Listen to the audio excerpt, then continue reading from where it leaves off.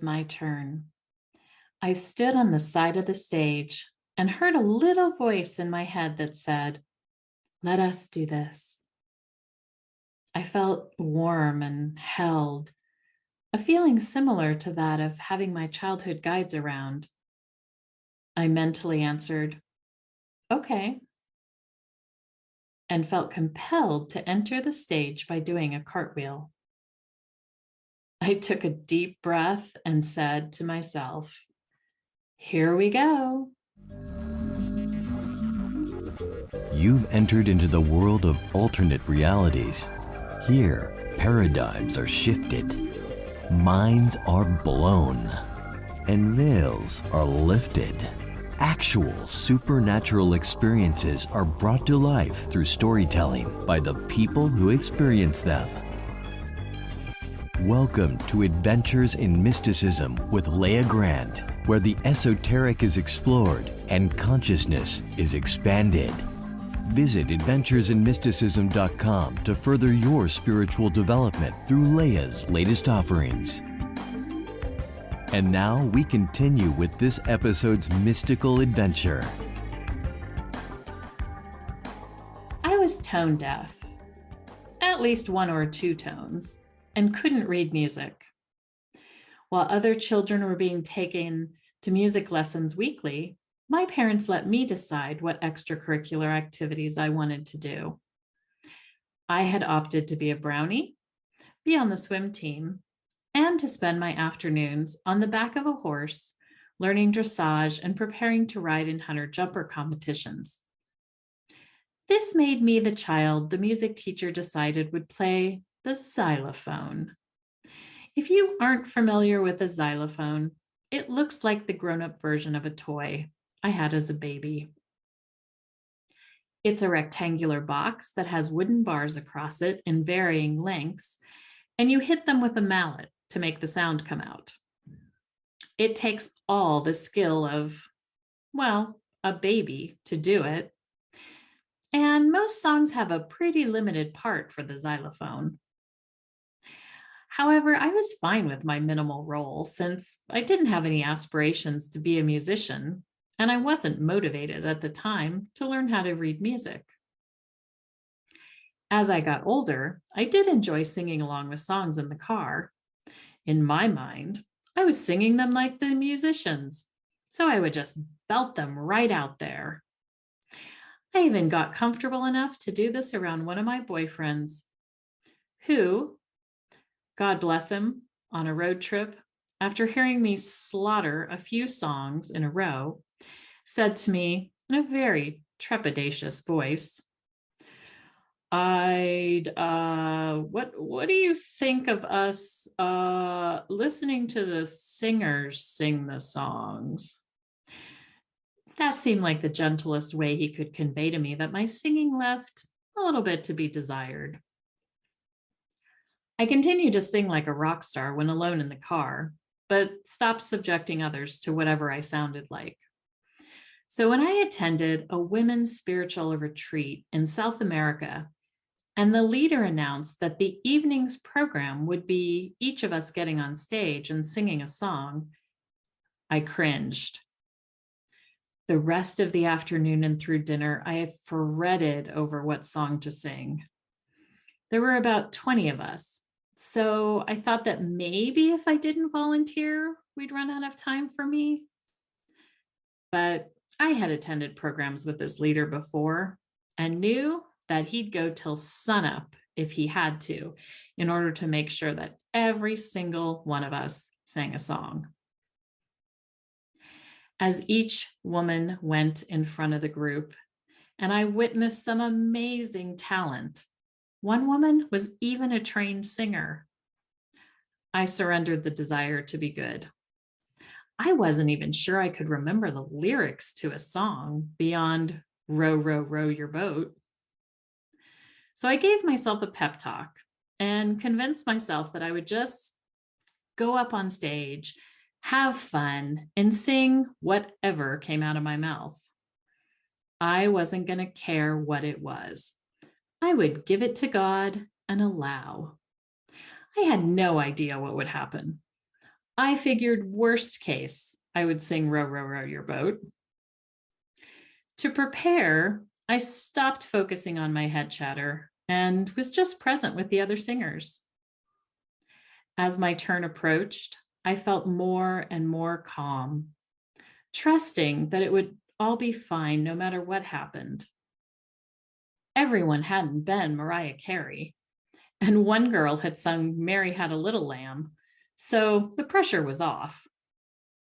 When it was my turn, I stood on the side of the stage and heard a little voice in my head that said, "Let us do this." I felt warm and held, a feeling similar to that of having my childhood guides around. I mentally answered, "Okay." I stepped forward and felt compelled to enter the stage by doing a cartwheel. Here we go. As I playfully cartwheeled my adult body, surprising myself that I was able to do so after so many years of not even thinking to attempt it, my channel opened, and when I uprighted, I began singing in light language. It was beautiful. It was opera-like. It was ethereal. The sound was singing me. And I felt completely lit up and allowed my body to flow with the emotion of the incomprehensible words coming forth. Through a haze of brilliant glowing light, I could see the jaws of the women in the audience dropped and looks of shock on all their faces. When I finished, I felt a bit high and sat down in my chair, breathing heavily and deeply working to ground myself. I noticed a few of the girls had tears running down their faces. The enormity of what had just occurred didn't fully register with me. I knew the leader's assistant was taping the performances, and I looked forward to watching it back. Unfortunately, something malfunctioned and my performance didn't record, whereas all the others had. After everyone had finished, the group leader pulled me aside and explained that I had channeled angels who had sung through me. He said he could even see them around me as I performed. He encouraged me to sing more, saying that I had an absolutely beautiful voice. Now, that was something I'd never heard before. That night in the dorm and the following morning at breakfast, some of the other participants said they had seen the angels around me as well, and that the music I sang felt otherworldly and had impacted them deeply. I ended up singing at a few of that teacher's other events, but hadn't planned to channel angels singing outside of that safe environment. But the angels had other plans. On my trust trip, a story that I'm going to share in the next episode, I was driving in Los Angeles when I got guidance to go to Ojai. I had been to Ojai, California before a few times. One of my friends lived there, and I'd been to a spiritual retreat or two there as well. However, I got that I wasn't going up there to see my friend. Since it was a popular time of the year to visit, I called ahead and made hotel reservations. I drove up the next day. I arrived at the hotel at check-in time and was told that housekeeping was a bit behind and my room wasn't ready yet, so could I come back in an hour? I needed a pedicure, so I drove to the little strip mall down the road and went to the salon, but they were too busy to take me at that moment and also said to come back in an hour. This salon was on one corner of the mall, and on the other end was a coffee shop. I had been on the road and always carried water with me, but something more refreshing sounded good, and a coffee shop seemed like a good place to wait. As I was walking toward the coffee shop, I got a clear message to stop. I stopped, looked around, and saw that I was standing in front of a recording studio. There was a sign on the door advertising a free group voice recording lesson taking place the next day. I knew immediately that I was to sign up, so I called the number and registered. As soon as I had done that, I got a text from the hotel saying that my room was ready. I ended up being the only attendee of the voice recording class, which the engineer said was very odd because he almost always had 3 or 4 people in every group. I intuitively knew there was a reason, but didn't say anything to him about it.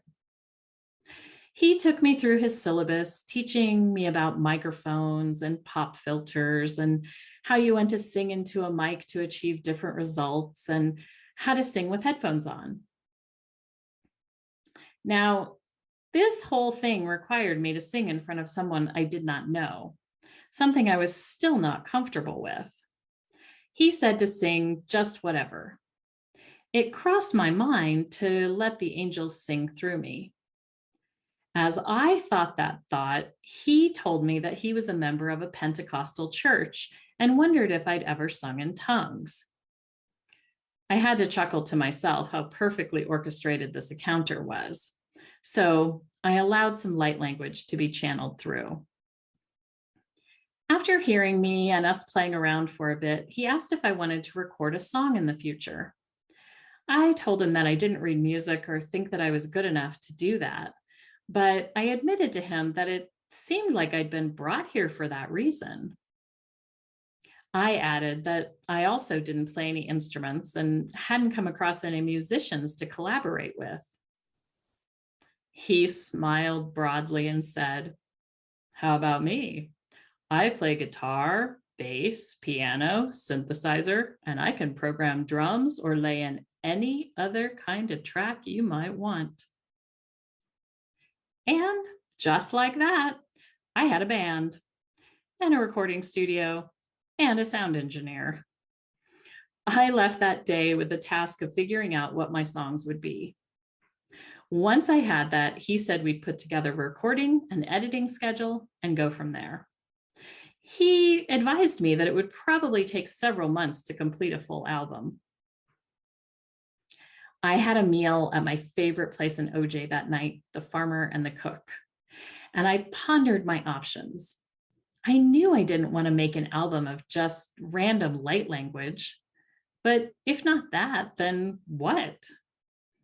At the time, I was still a full-time executive coach to financial advisors and had the idea in my head that if I publicly released an album of me channeling angels, I'd lose all of my contracts and be deemed a nut job. I wasn't ready to fully let go and allow for divine rollout. My spiritual teacher had suggested that my voice lended itself well to Sanskrit, sung like Deva Premal sings it. I started listening to her music and felt aligned with that assessment. At the time, I was meditating for an hour every morning at 4 a.m. And then after, I would either attend prayer call, do an hour of yoga, or do an hour of journaling.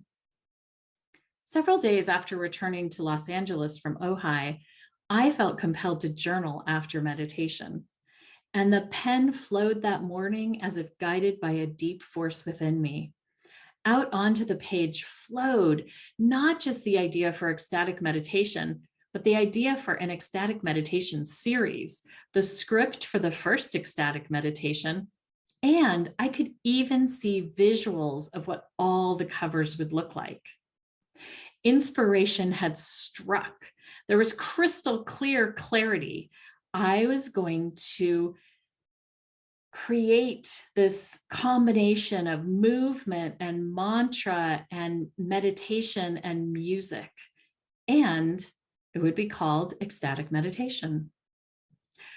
I called the studio owner that day, shared my idea with him, and we booked for me to come up to Ojai the following weekend for our first recording sessions. In the meantime, one of the guys I had gone on a few dates with in LA said he'd love to design the covers. He ended up actually creating the logo, my business cards, a postcard for advertising, and the front and back cover of the first Ecstatic Meditation album, which ended up being called One, and the cover of the second album called Duet. He didn't even charge me. And they were exactly as I had envisioned them. Recording was so easy and smooth. We got all of my tracks done in one day, which consisted of me reading the introduction segment and then singing the same Sanskrit chant over and over in different ways, however it wanted to come out. Since I wasn't a musician, I left it up to the engineer to choose what music he felt went well with my voice. This apparently is not a typical way to create an album, but he went with it and was so inspired. He stayed at the studio after I left that day and laid down several tracks of different potential music to go with it. The next day, he shared them with me.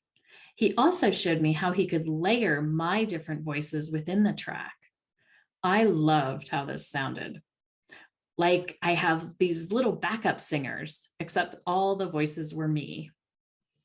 He and I decided on a music style, and he said to give him a week or so and he'd have it done, and I could come up and we'd do final edits. He kept telling me he'd never done an album in this short of time with this much ease and grace. He was in awe. Since I didn't have any experiences of how hard it was supposed to be or how long it was supposed to take, I just rolled with it. And the result was nothing less than amazing. Here's a little clip of how the collaboration turned out.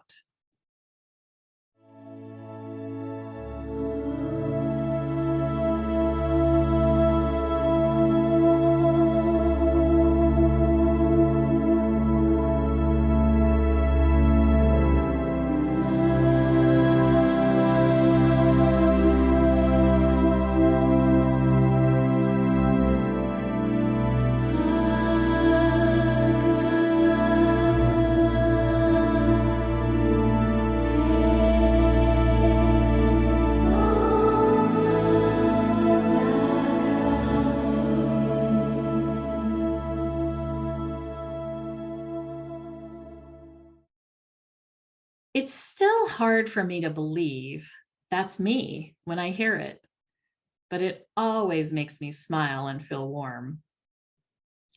From my first little stop in Ojai to completed album being up for sale was about 6 weeks. I loved my collaboration with the first musician, but got clear guidance that Duet was to be done with a different one. A few years ago, I thought I'd met the man who would be my collaborator on that project. He was on board to do it, but between my work schedule and his touring schedule, it hasn't aligned for us to get together and record. I'm trusting that when the time is right, the second, as well as the other 4 albums I saw, will be created, whether it's with him or with another musician. Until I'm called forth to step into the studio again, I'll keep my voice primed by playing rock star in the car and keep my channel clear through meditation and discernment. Thank you for listening. If you want to know more about ecstatic meditation, you can visit ecstaticmeditation.com. In my next episode, I'll share an 18-month-long adventure I call my trust trip. Until then, remember that your spiritual journey is a supernatural adventure in and of itself. Enjoy the unfolding and embrace the unknown.